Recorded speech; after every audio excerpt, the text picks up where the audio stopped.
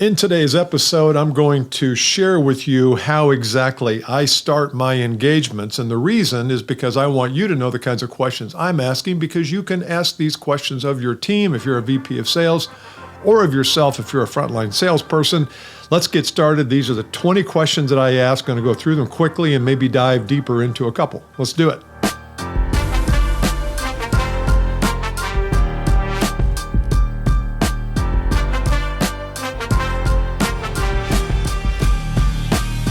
Hey everybody, Bill Caskey back at the Bill Caskey podcast. I was going to talk about this topic on the Advanced Selling podcast, the one I do with Brian Neal, and have done for the last almost 20 years. We're working through our 19-year anniversary this September, but we didn't have a chance to do it. So I want to share it with you here on this episode.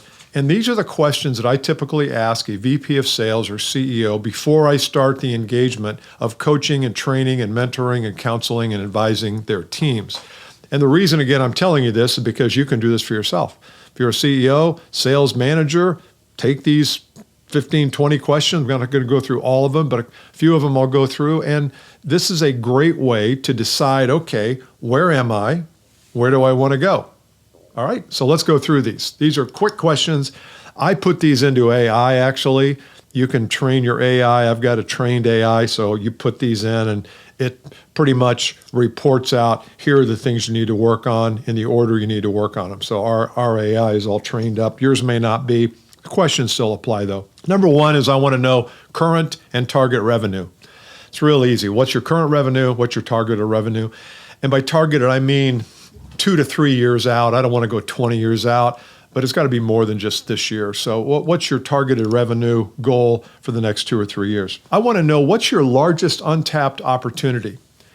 And you can do this, leaders and salespeople. What is the largest untapped opportunity? And I'm not talking about you have an opportunity to build a factory and if you ship them to, the islands. I'm not talking about that. I'm talking about your current reality. You probably have looked at some opportunities that you're not ready to dive into, but they're there.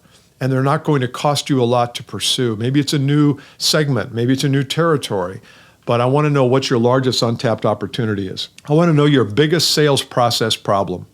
What's the one problem in the sales process that you say, if I could fix this one, this would make my business a breeze. Maybe it's not enough leads coming in, not enough opportunities to talk to, not enough prospects. Maybe it's in the 11th hour where people are trying to discount you and get you to lower their price. Doesn't matter where it is, but until you really identify what your number one sales process issue is, it becomes hard to solve. Next one, what's your buyer profile? What's the avatar of your buyer? Now, you may have different buyers for different segments of your product, but generally, are they 30 years old? Are they a CEO? Are they a VP of sales? Are they a CFO? Are they 60-year-old? What is the avatar? And get to know that avatar. Get to know the person that you say you want to call on and you want to help and you want to sell to. Get to know that person. What are their interests? What are their preferences? What are their ambitions? What are they trying to do in their life? Not every one of them, but just generally from a macro level. Once you can get familiar with your ideal avatar, then it becomes a lot easier to put out content and to put out emails and to create things that actually will move the needle and actually help them realize that you have something. Next one is, what's your conversion percentage? And I want to know what's current and what your target is. Conversion percentage, number of deals closed compared to the number of deals quoted. So if you propose 100 deals, you get 20, figure that out, 20%. What's your target? What should it be? Or what could it be? Or what would you like it to be? I believe that we ought to all be shooting for a 50% conversion rate. Might mean you're calling on fewer people and proposing fewer deals. That's okay, because if you're losing them anyway, why would you want to spend time with them? But I want you to be at the 50 to 70% range there as a target. But what is it now? You could maybe 2 to 3x your business if you could just get your conversions up from 15%, which is where most people are, up to 30 or 40. What's your average deal size? What could it be? What is it now? What could it be? We're starting to build some gaps here between current reality and future destination. And that's exactly what we want to do, because if you're going to coach your team, you need to know the numbers, where we are and where we want to go. Here's another one. What is the sales cycle length? What is it today? What would it target be? So if your sales cycle right now is 6 months and you say, we might be able to shave a month off that, but we're not going to be able to get it down to a month, that's okay. Put down whatever it is.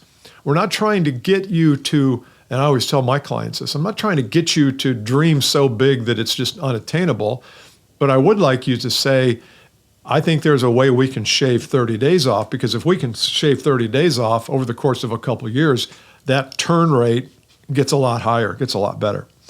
How many new opportunities per month do you get or do you solicit, do you have? So if you're a frontline salesperson, how many new prospects are either coming in through the website, coming in through networking, or are you going out and getting? And what should it be? I have a client that I just started working with, and they said they're getting about 6 leads a month. They have a sales team of about 10 people, 6 leads a month from their website. And I said, okay, that's not bad, because they sell like $100,000, $200,000 deals. He says, yeah, but it should be 25. Okay, to go from 6 to 25 is a big leap, but there is a way to do that. You may have to spend some money on marketing and ads and things like that, but that's okay, because if you can get to 25, he wants to grow his business from 20 million to 40 million in the next 2 or 3 years. It's worth spending some money on. So don't get too hung up on what exactly the number is, but you've got to have something in mind here. Number of opportunities per month you need to make your numbers. What are your lead sources? Where are those leads coming from? So if you get 6 leads a month, where are they coming from? Coming from cold calls, where it's only you reaching out? Are they coming from your webpage? Are they coming from strategic partners? I want to know where they're coming from, because I want to build a lead Parthenon that is not just reliant upon one source of leads. If all your leads are a result of cold outreach, that's a terrible model. And I know some of you are like, oh, that's a great model. No, it's not. It's a terrible model. Because when your salespeople are sick or injured or out with other people, they're not making cold calls, your lead generation stops. You can't have that. That's a terrible way to run a business, is putting all your emphasis on the sales labor. What are the technology tools you use currently? And I'm not necessarily talking about CRMs. Everybody has a CRM, but what are your other technology tools? Are you using any kind of presentation software, using any kind of video like this? What are your technologies? Like, you have good microphones, you have good cameras, do you have a studio set up in-house? And what would the target be? If you're using 0 technology tools now, what are the first 2 or 3 that you'd like to use? Because if we can start to identify what those tools are, we can train to those tools. Call level. Where are you typically calling inside your prospect company? Are you calling on the CFO, CEO? Who do you need to be calling on? If you find that you're always calling on a purchasing manager and yet the VP of merchandising makes the decision, you need to get up to that person, then we need to build curriculum and content and coaching to help you get there. Anything is possible, but nothing is possible if we're not clear about what the target is. So who do you call on? Who do you need to call on? Social media activity. What are you doing right now on social media? And it doesn't have to be, I'm not talking about Instagram and that kind of thing. I'm talking about, are each of your people, if you're a VP of sales, actually creating valuable, meaningful content on a platform of their choosing? Let's just say LinkedIn, since that's probably the obvious one that most of my listeners and viewers will use. How often are you creating content? I've got some clients who create every day. I got some clients who create once every 6 months. Guess who's doing better? Of course, the daily people. Because the algorithm starts to predict, okay, Bill's on here every morning. I guess we ought to share this with more people. He's consistent. He's got good viewership. I know when I post every day, my viewership and my audiences go up, as do the comments, shares, and also the inbound calls too. Sales conduct. Where do you or your team, where do they get off track? When you look at them, I've got a client who just joined me here probably a month ago, and he said he was out calling on a prospect with one of his salespeople here a couple months ago, and he realized how how much they lacked in terms of competency, skill, missed things, lack of curiosity. He said, I left there and I felt like, man, if we do this across the board and we get good at this, we could double our business overnight just because we're better in our conduct of the sales process. So you have to be rigorously honest with yourself here. Where do you feel like you fall down in the sales process? Sales manager, sales team, where do they fall down? It's worth knowing. Don't be ashamed of it. Hell, we all have shortfalls, but if you don't identify them, you can't fix them. I've said that before. Okay, the final one here is used assets versus unused assets. What are the assets right now that you're using in your business? Are you using your email list? And I'm not talking about just blasting emails out with no value for the customer. I'm talking about being very intentional, having a marketing mind, having a customer mindset when you blast those things. What are some other assets that you're using? Maybe you're telling great stories, testimonials of clients. Maybe you've got a whole page on your website devoted to stories that your customers have about how great you are and how you've helped them and the kind of life they live now as a result of you. So those are the used assets. Then I want you to frame the unused assets. What are some assets that you actually don't use at all, but you should?